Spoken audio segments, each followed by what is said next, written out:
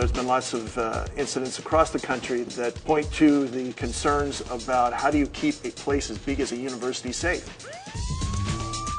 The purpose of the program is to enhance campus safety. It was a very economical way for us to expand our resources for our public safety efforts. They are an invaluable resource to the university, to my department, to free up man hours. With volunteer systems, you have people who are already trained who could be in place at a given moment, so you just expand your ability to save lives.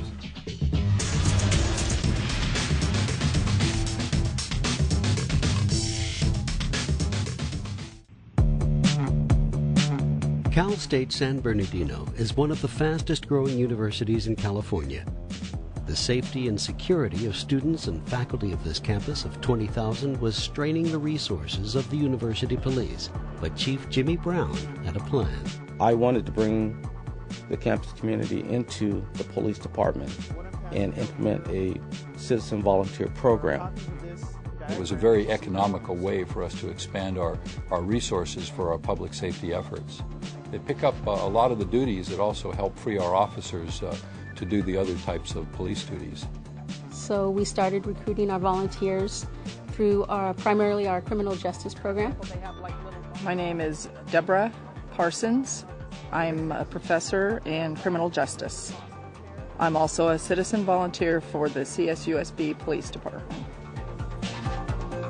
Well, when we come in, we first have to check in with dispatch and make sure we let them know that we're here.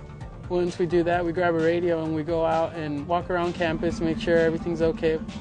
They provide eyes and ears for the police department. If they see something that is suspicious, they will get on the radio and they will call it in, and we will respond an officer to their location. Our volunteers, when they're out on patrol, the big aspect of their job is public assistance.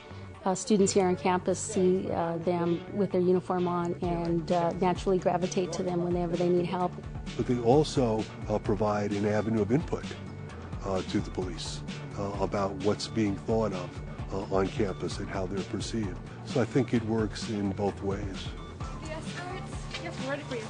We do have a lot of people who live here on campus, and if they need an escort from their residence to a building any time of the day or night, they'll come out and volunteers will escort them. University Police Dispatch, this is Rain speaking. How may I help you?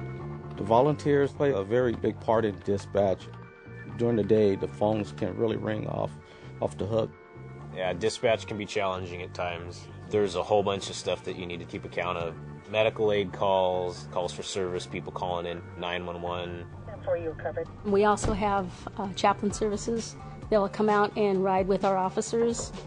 We have them help out the students here on campus who might need counseling in any way. The monthly meeting for volunteers consists of daily updates on campus or upcoming events.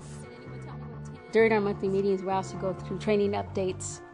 If there's something that I think that needs to be addressed, then we'll go through that on that day. That's an easy one, huh? I think initially we only put about $10,000 into this program for some training, some equipment, and some uniforms. And in essence, you're really getting free labor, if you will, at no cost. It's just an outstanding program because it benefits not merely the student, but it benefits the institution as well. It does require equipment, it requires some money, it requires some training in order to get into it, but there are tremendous benefits that can be gained by doing this. And I want to give the volunteers a lot of recognition. They are out there doing an outstanding job for my police department, and I couldn't ask for anything better.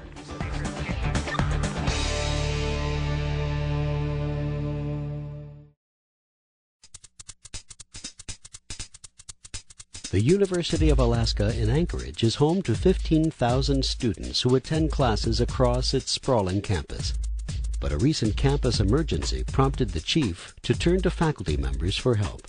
We knew that our staffing wouldn't be enough if we had a major event, so we were looking for volunteers to help augment the police department to free us up to do more of the critical things for an emergency response. The volunteers come from within our own ranks at the university. They're volunteers from our staff ranks, our faculty ranks. I work for the University of Alaska Anchorage in the Department of Health, Physical Education, and Recreation. I have always held the police department in high regard, and when this opportunity came up, I jumped at it. The way they activate us is they send us a page, normally telling us where to respond or where to stage and who to contact. The auxiliary team would help out with such things as crowd control at crime scenes, evacuations of our buildings. West side, U2 on the first floor of the west side, U2 second floor east. Going through and doing a room-to-room search and helping get people out if need be during an emergency. See, we've had a bomb threat. I need to have you look around your desk. Do you see anything out of place? If so, be sure you tell me. Do not touch it. I think overall it's extending out the size of our police force. We're able to reach out now and do some things we weren't able to do in the past. They're provided both classroom training and hands-on training on fire suppression, crowd control, searches, doing line searches, that type of thing. If you have an area that's square. We went through a grid and a line search process, learning different step procedures, how to notify others that you found evidence, how to flag the evidence, and then continue on through the line search. Air could be underground, it's there. Okay. Volunteering is, to me, just a part of giving back to my community. I get to do it in an area and a field that I really enjoy. It's a win-win thing. The police get an extension of themselves for duties that need to be done, but they don't have time to do them. And the volunteers get an opportunity to work with our police force.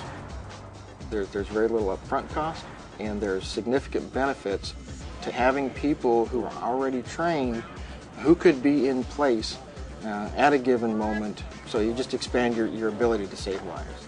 Okay, let's make it happen. Lehigh University in historic Bethlehem, Pennsylvania is home to 6,500 students.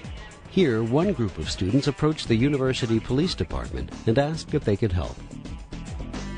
When the students came to the police department of Lehigh and said, we wanted to start a volunteer program to assist the police with responding to medical calls, we welcomed with open arms.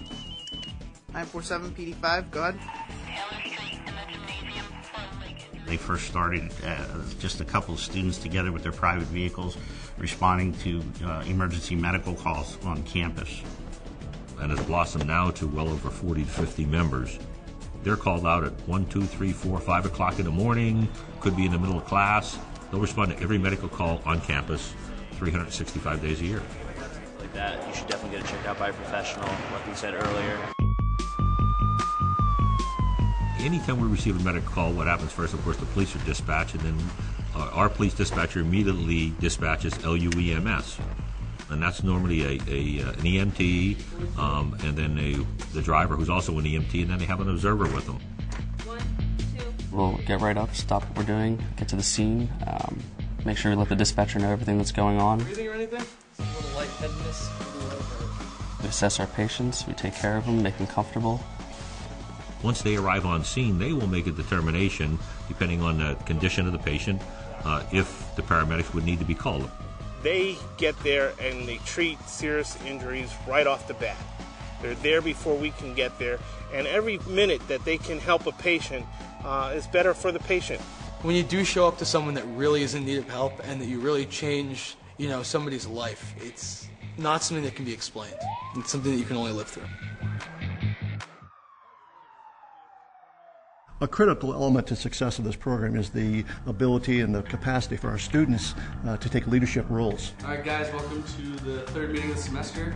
As much of the organization, administration, budget development, all that sort of thing that's important, critical to the process, we really try to allow students to take that charge. We hold regular bi-weekly meetings. 1 week is a business meeting, the next week is a training meeting. In training right now, we're working on backboarding. We have a specific system that we use to get all of their personal information and then the symptoms that they're feeling that might be relevant when we pass them off to Bethlehem EMS. 32 over 80. They are the ultimate, as far as I'm concerned, because of their commitment to the university and to the program of helping others. If I had to point to a couple of things that would make a program successful, it would be the dedication of your volunteers and the support from your university. Our patients are happy, The university is happy. The Lehigh community as a whole gets a lot out of our service. It's a no-brainer. It's a no-brainer to support an organization that is volunteering their time for the overall safety of the community.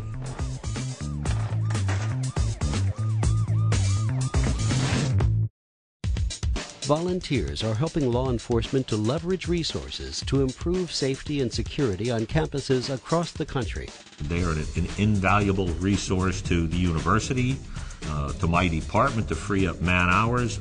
If you expand your force, you can take care of a significant portion of those things that you want to handle and potentially save lives. For information on starting a program on your campus, contact the IACP's Volunteers in Police Service Program at www.policevolunteers.org.